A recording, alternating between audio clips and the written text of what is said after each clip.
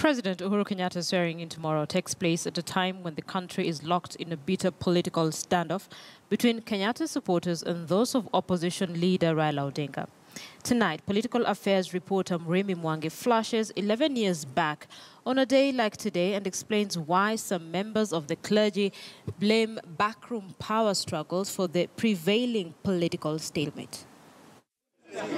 On a day like today, the 27th of November, the year 2006, two of retired President Daniel Arap Moi's arguably most aggressive political mentees, then KANU Chairman Uhuru Kenyatta and Secretary General William Ruto, defied Mzee Moi and led the Jogoo fraternity into a short-lived corporate marriage with the then Raila Odinga and Kalonzo Musyoka-led ODM Kenya. A bold political gamble, perhaps best captured by this newspaper headline. But fast forward to exactly 11 years later, and though no longer together, the four former political allies stand for are the face of an unfolding political circus. Jubilee supporters dancing to the Moi Sports Center Stadium Kasarani for Kenyatta and Ruto's second swearing in. As Odinga and Kalonzo's followers trooped to Jacaranda grounds for a parallel rally, this being part of the opposition campaign to delegitimize the Jubilee rule.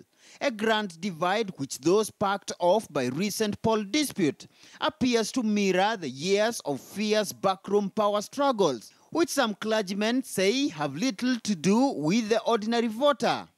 So unless referee, which does not provide only labor, and it does not provide tax, and it does not provide votes, we are a triple slavery, where we provide our rulers with the labor, with the taxes, and with the votes. Because we are not just free mentally. We might have to revisit our constitution and come up with an architecture of governance that can address the problems we are now beginning to see. The problems where somebody gets 6 million votes and another one gets 6.2 million. The one of 6.2 becomes president. The one of 6 million is told go home.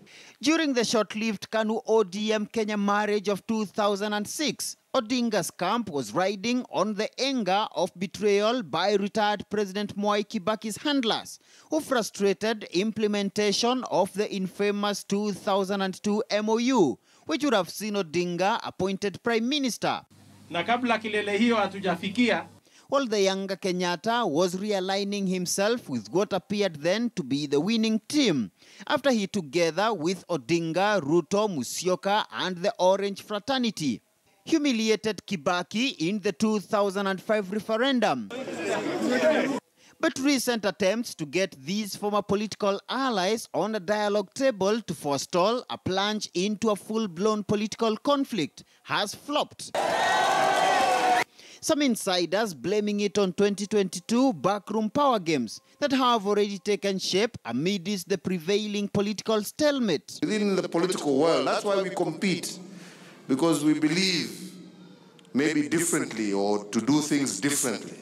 But that does not mean we cannot live and coexist in peace. Free, fair, and credible elections.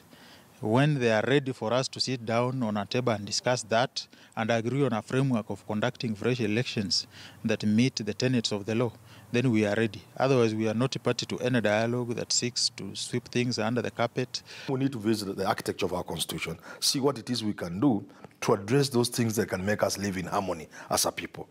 The kind of architecture, Murimi, if you ask me, that will make it difficult for two communities to gang up to rule this country. The National Council of Churches of Kenya is actually prepared to push that agenda. We are prepared to actually set up a committee. We are prepared to collect views. We are prepared to propose a bill and progress it to Parliament. But, you know, these processes must be bipartisan.